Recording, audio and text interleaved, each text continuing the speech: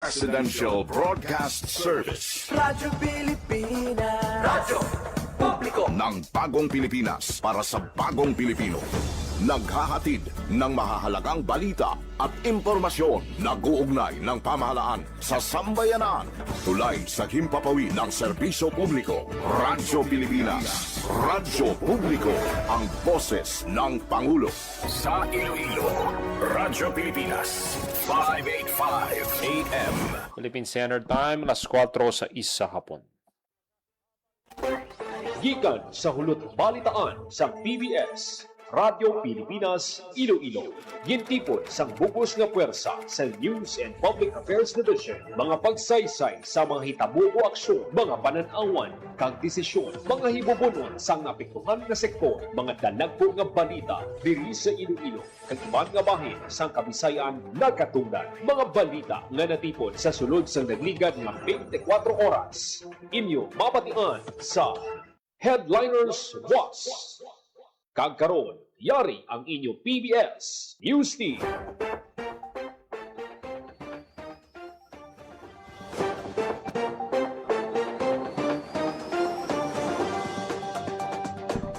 Mayong hapon, ini ang Headliners Boss.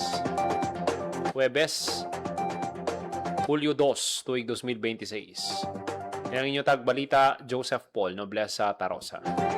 Kagkaroon sa mga pangulong dinalaan. Headline. Publiko kag hog raisers hindi dapat magpanik paghugpong sa tanan kag mapag-on nga biosecurity measures liabi sa kadalagan kontra ASF. Headline. World Bank opisyal nga kilala ang Pilipinas bilang isa ka upper middle income nga pungsod. Headline. Dako nga pagsalig nagakaulugan sa madamo nga investment suno kay PBBM. Headline. Regional most wanted person na aresto sa Libakaw, Aklan. Headline. Kagkaron sa detalye na sang aton mga balita.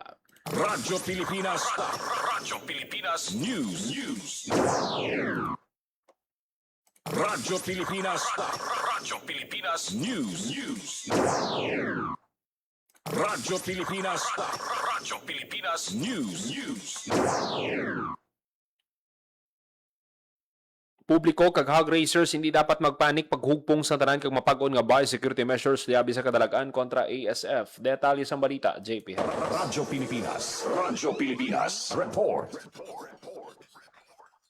Pagpangabayang Department of Agriculture Western Visayas sa publiko nga hindi magpanik sa baylo ipadayon ng paghugpong kag ang mapag-on nga pagpatuman sang biosecurity measures agud mapakigbatuan ng African Swine Fever ug ASF. Ang panugyan ginpalabot sa ahensya kasunod sang bago aktibo nga kaso sang balatian nga nabalag sa 4 ka banwas ang Capiz kag 1 ka banwas sa Iloilo. Suno kay Dr. Derisa Balupeños, Chief sang DAWB Integrated Laboratory Division, dako nga bagay sa away kontra sa ASF ang mga biosecurity measures kaangay sang paglikaw sa pagserbe sang damog sa baboy, pag-disinfect sang kagamitan, hindi pagpasulod sa mga biyahero, pagpaligo kag pag-ilis sang bio antes sa pagsulod sa babuyan, pagbutang sang kudal o kunet sa mga babuyan, kag gilayon nga pag-report sa nakaigong opisina sa tion nga may sintomas ang baboy. Dugang pa ni Dr. Balupeños, ang ASF nangin endemic na kag may posibilidad gid ang pagbalik-balik sini, gani importante nga regular nga patuman ang hugot nga biosecurity measure. Ginpasalig ba ni Balupeños nga magapadayon ang hugot nga pagbantay sang ila opisina agud mapunggan ang madasing nga paglapta sang nasambit nga balatian. Para sa Bagong Pilipinas, JP Herbas, Radyo Pilipinas, Radyo Publiko. Radyo Pilipinas. Radyo Pilipinas News. Nakasulod na ang Pilipinas sa upper middle income country nga kategorya sang World Bank sang Hulyo 1, 2026. Sunod sa datos ng World Bank, naglabot sa $4,850 ang gross national income per capita o kanang average nga tuigan nga kita sa tax sa Pilipino. Mas mataas ini kung ipangod sa $4,636 na limitasyon para sa mga level. Bangod sini, opisyal na nga nakaluwas ang pungsod sa lower middle income bracket mulin pa tuig 1987. Sunod sa nambitan nga organisasyon na labot inisang Pilipinas bangod sa average nga 5.8 kung 5.8% nga pagtubo sa gross domestic product sa sulod ng 5 ka tuig kag sa dako nga duga nga padala sang overseas Filipino workers. Bangod man ini sang paday nga pagdako kag gusto nga pagdumala sang kwarta kag mga malawig nga reforma suno sa Department of Economy, Planning and Development. Samtang ginsaysay ni DepDev Secretary Arsenio Balisacan ngang bago nga estado magadala sang mas mabakod nga pagsalig sa mga investors kag mas di kalidad nga mga trabaho para sa mga Pilipino kung hindi na mapilitan ang mga pumuluyo nga mag-abroad. Apang ginako man ni Balisacan nga may mga panghangkat gyapon nga ginatubang ang pungsod kang isang posible nga pagbuhin sa mga pautang nga may manubo nga interes o official development assistance salin sa iban nga nasyon. Insiguro man sa opisyal nga prioridad sa gihapon sa gobyerno nga masulbar ang diferensya sa kita sa mga tao kag masiguro nga ang pag-uswag sa ekonomiya malabot sa tagsa ka mga Pilipino. Radyo Pilipinas. Radyo Pilipinas News. Dako nga pagsalig nga kakulugan sang madamo nga investment suno kay PBBM. Detalye sang balita WVSU intern Frenchie Barra. Radyo Pilipinas. Radyo Pilipinas. Report. Isa sa mga agenda ni President Ferdinand R. Marcos Jr. sa iya pagbisita sa Canada amo ang pagpabakod sang ekonomiya sang Pilipinas paagi sa serye sang pagpulong sang mga leader sang negosyo kag economic players. Ang pagbisita sang presidente sa Vancouver umpisa July 1 tubtob July 5 kabahin sang imbitasyon ni Canadian Prime Minister Mark Carney nga ginpahayag pa sang 2025. Sa ila pagpakigpulong ginapaabot nga mastoryan ang mas lapad nga kooperasyon sa depensa, seguridad kag economic resiliency sang duwa ka nasyon. Samtang ginkumpirma ni Communications Undersecretary Claire Castro nga magapulong ang presidente sa mga business leaders sa Canada, particular sa sektor sang IT, business process management, financial services, nuclear energy, telecommunications kag mining. Ang mga area nga ini ginakabig nga critical para sa padayon nga pag-uswag sang ekonomiya sang Pilipinas. Istoryahan man sang duwa ka leader ang posibilidad sang mas madalom nga kooperasyon sa enerhiya, critical minerals kag people-to-people exchanges. Ang mga inisyatiba nga ini ginapalabot nga maghatag sang dugang nga oportunidad sa trabaho kag teknolohikal nga pag-uswag. Para sa Bagong Pilipinas, ini si WVSU intern Frenchie Banyas. Radyo Pilipinas, Radyo Publiko. Radyo Pilipinas. Radyo Pilipinas News. Sa pagkilala sa Pilipinas bilang isa ka upper middle income country, isa ka milestone nga nagapakita sa positibong direksyon sa ekonomiya. Sunod kay Presidente Ferdinand R. Marcos Jr., ini nga pag-uswag nagapakita sa mas mabakod nga pagsalig sang kalibutan sa pungsod kag naghatag sa madamong oportunidad para sa mga Pilipino. Yung punto ni Presidente Marcos Jr. nga ang pagsaka sang global confidence sa Pilipinas magadulot sang mas madamo nga investment. Ang mga investment nga ini magapabakod sa lokal nga negosyo, maghatag sa mas dekalidad nga trabaho kag magabukas sang mas lapad nga dalan para sa kada pamilyang Pilipino. Radyo Pilipinas. Radyo Pilipinas News. Sa ibang panaton nga balita, Radyo Pilipinas. Radyo Pilipinas News. Radyo Pilipinas. Radyo Pilipinas News.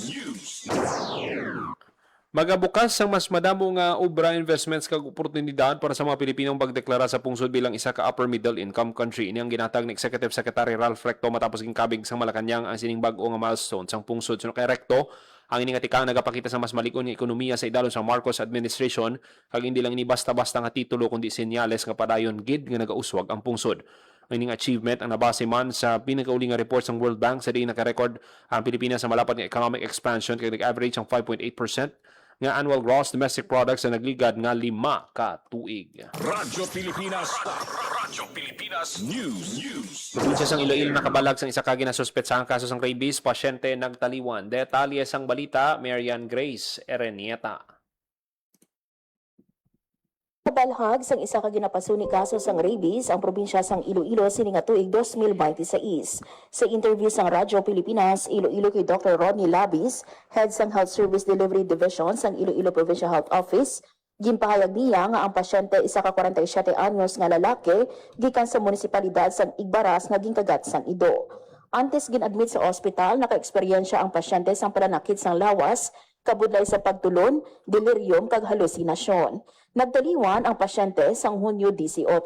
Suno kay Dr. Labis, ipadala pa ang specimen sang nagtaliwan sa Research Institute for Tropical Medicine o kon RITM agud makumpirma kung positibo gid man ini sa rabies. Samtang ginpahayag man ni Dr. Labis nga may 59 ka animal bite treatment centers sa bugos nga probinsya nga ginabugusan sang 13 sa mga district hospital, 25 sa mga rural health unit o kon LGU kag ang nabilin mga pribado nga centers. Nag-allocate man ang provincial government sang pondo para sa anti-rabies vaccines nga ginapanagtag sa mga kabanwahanan. Apang suno kay Dr. Labis, kulang sa gihapon ang supply sang bakuna, gani ginahaylo niya ang mga lokal nga panguluhan nga luya nga magtukod sang ABTC nga magpain man sang kaugalingon nga pondo para sa pagbaka sang dugang nga rabies vaccines agud masiguro ang proteksyon sang publiko batok sa rabies. Partners efforts ang provincial government nag-allocate ang budget para makapakasang rabies vaccine. Ang hinahatang natin sa kabanwahanan, pero sa subong, tungkol na nakita natin na despite sa kadamuso natin ang mga treatment center, sa nagataas na pundo na hinahatang sa rabies vaccine, hindi na po namin diyan ang bakuna natin para sa mga nakagansang idoon po rin. That's why gina-encourage natin ng mga local government units na sa pagpatukod nila sa mga animal treatment centers, ma-allocate man sila sa budget para na makatakal man sila sa ilang rabies vaccines para ma-sustain ang supply para nga mga pumunuan nila kung magkanto sila animal treatment centers may manangtan sila na rabies vaccines. Nabatian ang kabayan sa pahayag ni Dr. Labis. Para sa Bagong Pilipinas, Maren Grace Aranyata, Radyo Pilipinas, Radyo Publiko. Radyo Pilipinas News. 48 ka mismi sa Western Visayas kag Negros Occidental nag-graduate sa Kapatid Mentor Me program sa DTI. Detalye sa balita, JP Hermas. Radyo Pilipinas. Radyo Pilipinas. Report. Madinalagon nga nakatapos sa Kapatid Mentor Me Money Market Encounter kung KMME program sa Department of Trade and Industry Western Visayas ang 48 ka micro, small and medium enterprise o kung MSME. Ang numero ginalakipan sang 7 ka MSME gikan sa Clan, 8 gikan sa Capiz, 7 sa Guimaras, 10 Nuevas Iloilo kag 10 sa Negros Occidental. Suno kay Daniel Agan, Trade and Industry Development Specialist sang DTI Western Visayas, ang mga tagpasakop nga MSME nagpedalom sa 10 ka modular session, 2 ka semana nga coaching session kag business improvement plan presentation. Lakip sa mga gintudlo sa mga MSME ang tuhoy sa entrepreneurial mindsetting kag values formation, marketing mindset, business model canvas, operations management, digitalization, supply and value chain management, accounting kag finance, human resource management, product development, market expansion, kag internalization, pati na ang good governance kag ethics. Kadungan sa ila graduation, giningganyo ni DTI Acting Regional Director Mutia Yusores ang mga tagpasakop nga ipadayon ng pagpatuman sa ila mga tinunan, pagpanumdum sa mga strategiya, kag pagpanami sang ila tagsa ka serbisyo kag produkto. Ang KMME isa lamang sa madamong programa sa DTI nga nagabulig pabaskog sa mga magagmay nga negosyante agud magmadinalagon kag produktibo sa ulihi. Para sa Bagong Pilipinas, JP Hervas, Radyo Pilipinas, Radyo Publiko. Radyo Pilipinas. Radyo Pilipinas News. Programa Good Mabatuan ng malnutrisyon sa mga kabataan sa syudad padayon nga ginasakdag sang City Health Office. Gimpahig ni Lance Ivan Trespeses, Community Nutrition Dietitian sang CHO, takip sa ila ginatutukan sa programa pang nutrisyon ang mga kabataan edad 0 to 59 months. Sa datos ng CHO, sa masobra 45,000 ka target nga mabuligan sa programa, kaya sa masobra 38,000 ka preschool children ang regular nga ginamonitor ang bugat kag kataason pa sa mga nutrition programs sang syudad. Sa mga Nutrition Month celebration, ginpahanumdum gid sa CHO ang tagsa ka panimalay nga mag-obserba sang healthy eating habit, magkaon sang masustansya nga pagkaon kasubong sang utanon kag prutas kag sundon ang modelo sang pinggang Pinoy food plate guide. Radyo Pilipinas. Radyo Pilipinas News. Mayor Trenyas nagpaiway-anay sa pagkomento na sa operasyon sang Integrity Monitoring Enforcement Group sa Molo Police Station. Detalye sang balita, Jenel Baclay. Nagpaiway-anay sa paghatag sang komento si Iloilo City Mayor Raisa Trenyas sa natabong operasyon sa PNP Integrity Monitoring and Enforcement Group sa Molo Police Station sa diin ginkakibot sa mga pulis kag kliyente sa estasyon na pagsalakay sa mga operatiba, pati na ang mga sibilyan nga natabuan nga yara sa area nga nagbili naman sang kakugmat. Sa official statement ni Mayor Trenyas, ginpayag sini nga iya ginatugyan sa Iloilo City Police Office ang pag-usisa at papagwa sang opisyal nga report bago ang paghatag sang komento. Dugang man sang alkalde nga ang PNP na ang may poder sa pag-imbestigar sa insidente kag ginasalig sini sa otoridad ang pagproseso sa mga impormasyon may kangtanan sa natabo nga operasyon. Para sa Bagong Pilipinas, General Baclay, Radyo Pilipinas, Radyo Publiko. Radyo Pilipinas News. Bago nga kaso sang ASF na balag sa Barotac Viejo. Detalye sang balita, JP Herbas. Radyo Pilipinas Report. Ginkumpirma ni Iloilo Provincial Veterinarian Dr. Daryl Tabuada nga may bag-o nga kumpirmado nga kaso sang African Swine Fever o kun ASF sa Barotac Viejo. Ini matapos lunsay nagpositibo sa ginhiwat nga laboratory test ang mga ginpadala nga sample sa linsada sambit nga banwa. Dugang panitabuada ang mga apektado nga baboy ang lunsay nagkalamatay na kagtigayon nga nalubong antes pa man magwa ang resulta. Ginatag manitabuada nga under control ang sitwasyon. Sa pihak sini, liwat kadag panumdum si Tabuada sa mga nagasagod sang baboy nga istrikto nga sundon ang mga ginapangabahay nga biosecurity measure agud malikawan ang paglaton sang balatian. Para sa Bagong Pilipinas, JP Herbas, Radyo Pilipinas, Radyo Publiko. Radyo Pilipinas News. Inabi-abi ni Finance Secretary Frederick Go ang opisyal nga pagsulod sa Pilipinas sa kategoryang upper middle income economy. Base sa World Bank report, formal na ang ipataas ang estado sa Pilipinas matapos malapawan sang pungsod ang gitala ng level sang gross national income per capita. Suno kay Go, importante nga milestone ini sa ekonomiya sang pungsod kinsa niya ginapakita sining padayon nga mga reforma kag mabakod nga pundasyon sang ekonomiya sang pungsod. Radyo Pilipinas News. City Health Office ginapahalaw ang publiko sa influenza-like illness ka waterborne diseases subong nga tig-ululan. Detalye sang balita, Jenel Baclay. Dumdum sang City Health Office ang publiko nga maging alerto kag maghalong sa mga waterborne disease kag influenza-like illnesses kasunod sa panahon sang tigululan. Sa press con sa City Health Office sa Iloilo City Hall, ginpahayag ni Marlo Avancenia sa Iloilo City Epidemiological Surveillance Unit lakip sa dapat handaan ang mga balatian kasubong sang influenza-like illness, leptospirosis, dengue kag iban pa. Ginpangabaymaan ang mga barangay sa pagpasanyog sang pagpatuman sang cleanup drive sa diin suno kay Jennifer Christie Abiner, Chief sang Environmental Sanitation Division sang CHO, dapat nga mas agresibo ang pumuluyo kag barangay official sa pagpatigayon sang regular nga pagpanglimpyo.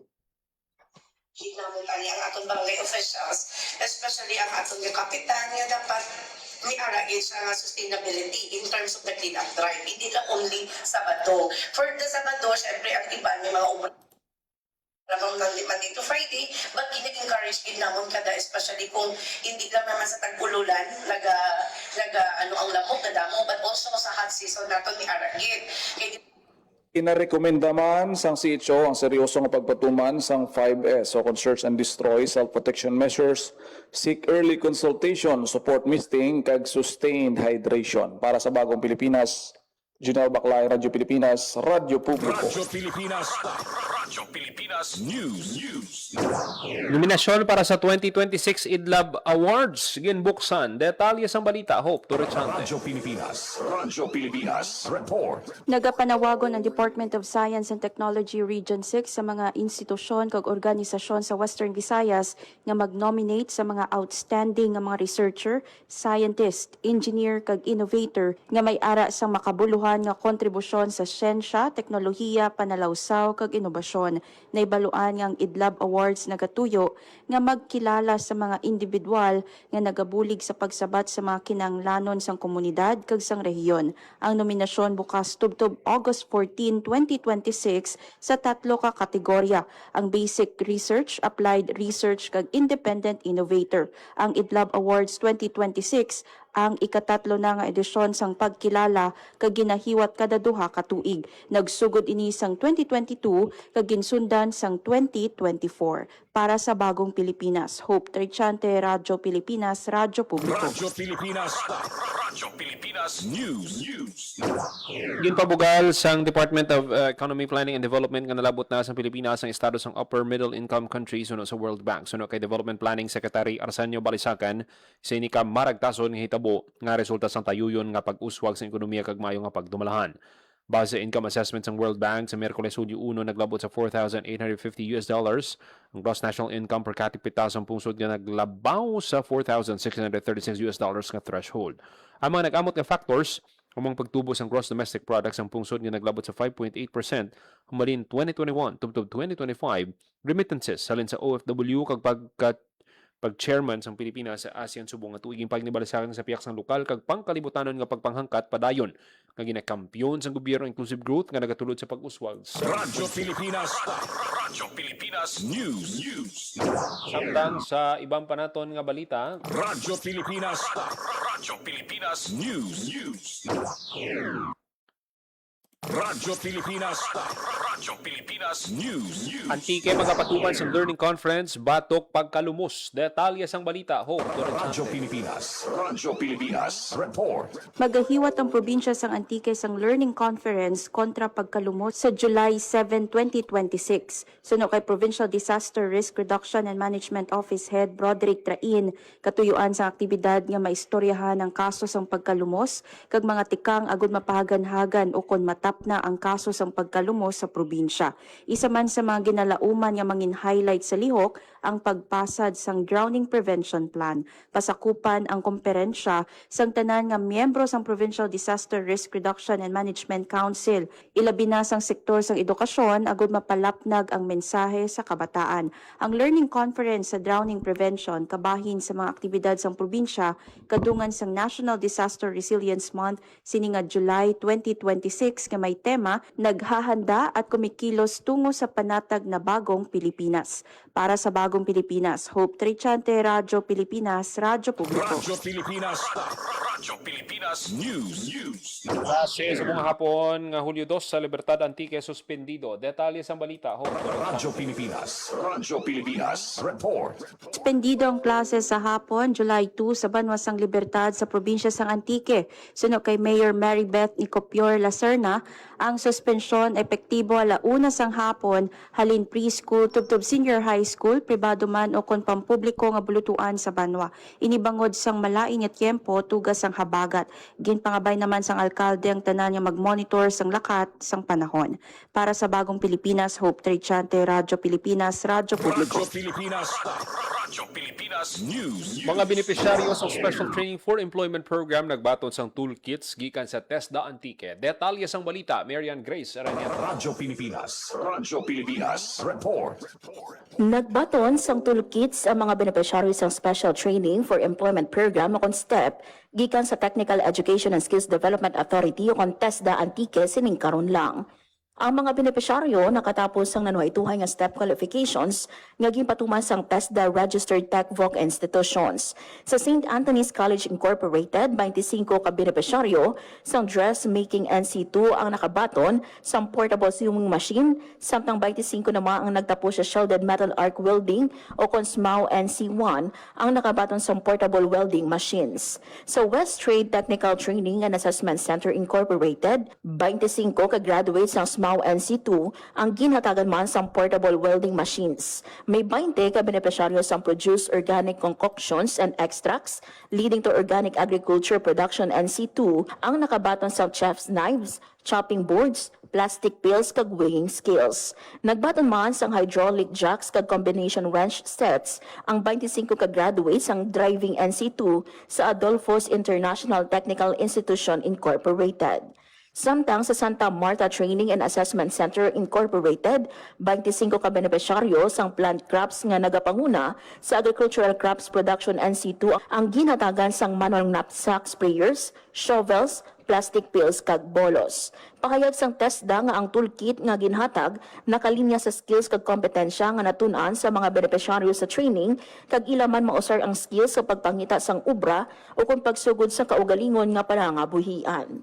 Para sa bagong Pilipinas, Marian Grace Aranieta, Radyo Pilipinas, Radyo Publiko. Radyo Pilipinas News. Mga ahensya sa gobyerno humpong sa pagpabaskog sang kampanya kontra korupsyon. Detalye sang balita, WVSU intern Realin May Cordero.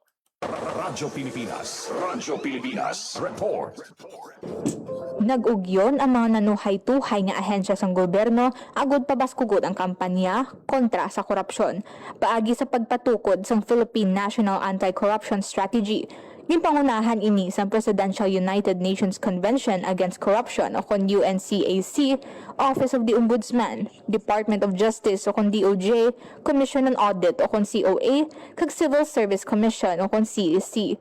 Kaupod man sa sini ang sektor sang akademya sa pagpanguna sang University of the Philippines National College of Public Administration and Governance o kon UPNCPAG.